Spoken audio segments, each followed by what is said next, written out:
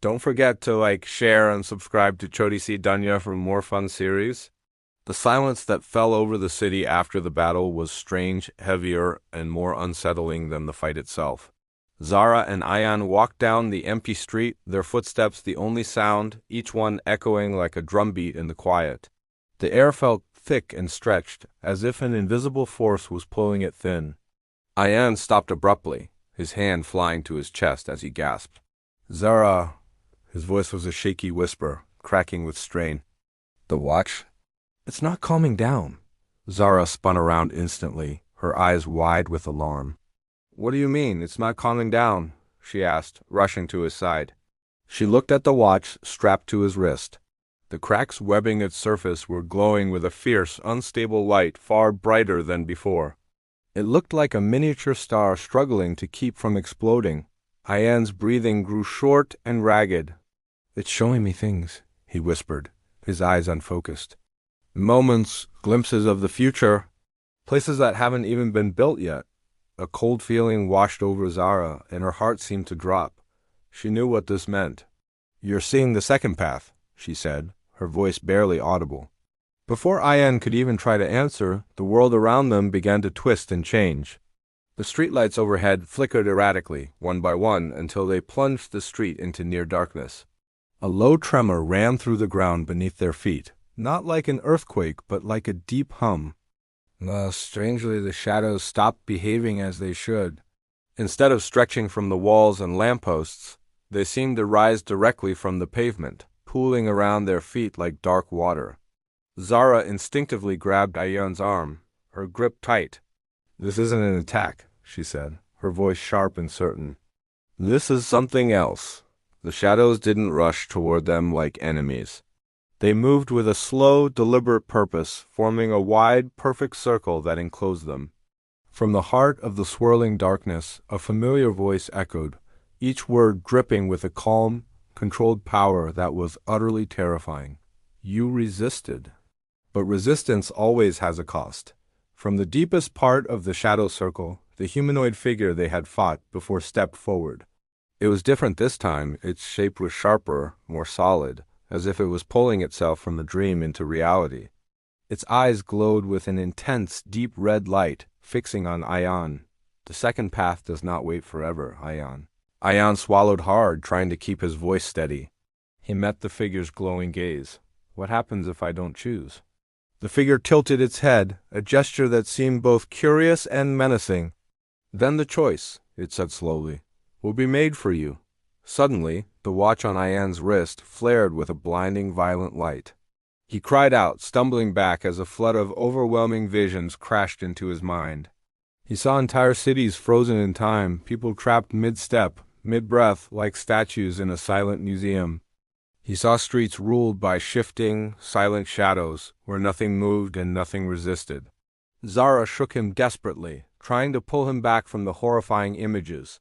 "Ayaan, look at me!" "Stay here with me." "I see it," he gasped, his eyes wide with terror and awe. "I see what the watch can do." "What I can do?" "It's not asking me anymore, Zara. It's demanding." The very ground beneath their feet began to crack, splintering like glass. Time itself felt like it was breaking apart. Objects around them, a discarded newspaper, a parked car, a trash can, flickered in and out of existence, shifting between moments. Their shadows danced erratically, moving backward and forward in a dizzying, unnatural rhythm. Zara raised her voice, shouting to be heard over the chaos. "You don't need the watch to decide who you are. You control it, Ayaan, not the other way around." The shadowy figure raised a single, long-fingered hand, and in an instant everything stopped. The flickering objects, the dancing shadows, the cracking ground, all of it froze. This time, Zara froze too, trapped mid-shout, her expression a perfect mask of fear and desperation. Only Ayaan could move. A wave of pure panic surged through him as he looked at his sister, frozen and helpless. He was completely alone. "This is the truth of your power," the figure said, its voice now soft, almost gentle. "You are the key. You always were. The watch did not choose you by accident. It chose you because you are strong enough to bear the weight of the second path. Ayaan clenched his fists, his knuckles turning white. His panic began to shift, hardening into resolve. Then what does it cost? He asked, his voice shaking but firm. The figure's glowing red eyes seemed to darken like dying embers. Everything you are trying to protect. Ayaan's gaze snapped to Zara. Still frozen, her eyes locked on him, a silent plea etched on her face. The world, his sister, his home, that was the price. His voice trembled, but his words were clear. I won't trade her. I won't trade this world. The watch on his wrist pulsed violently, an angry, throbbing bead of light against his skin. The cracks spiderwebbed further across its surface, and for a terrifying moment, it felt like it would shatter into a million pieces. But then, something impossible happened. The light changed. The harsh, demanding glow softened, becoming a steady, unwavering white light. With a sudden jolt, time snapped back into motion. Zara gasped and stumbled, collapsing into Ayaan's arms as if the force holding her had vanished. She looked up at him, her breath catching. You didn't choose it, she whispered, her voice filled with disbelief and relief. Did you? No, Ayaan said, his own voice filled with a newfound firmness. He held his sister steady, his gaze fixed on the shadowy figure. But I didn't reject it either.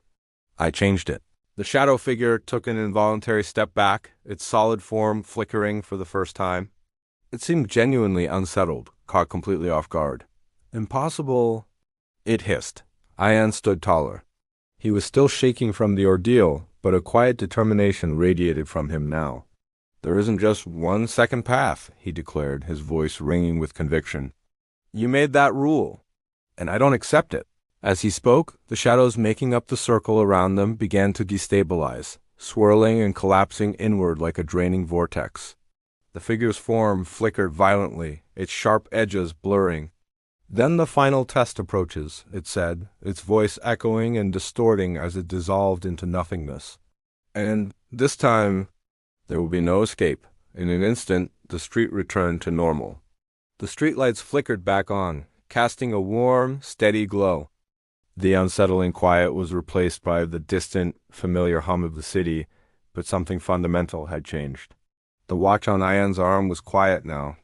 The cracks were still there, a permanent scar, but the light within was a calm, stable glow.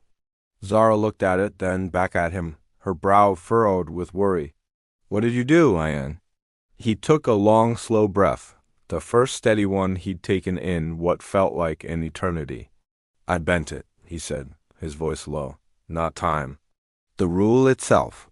Zara stared at him, her eyes wide as the implication of his words sank in. That means... Yes, he finished for her, his expression grim. Episode 9 won't be a test. It'll be a war. They stood there together in the middle of the street, the silence between them now filled with a heavy, unspoken truth. Whatever was coming next wouldn't just be a threat to Ayaan or his powers.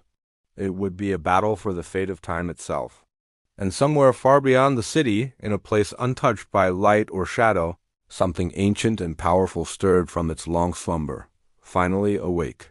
Don't forget to like, share, and subscribe to Choti Duniya for a more fun series.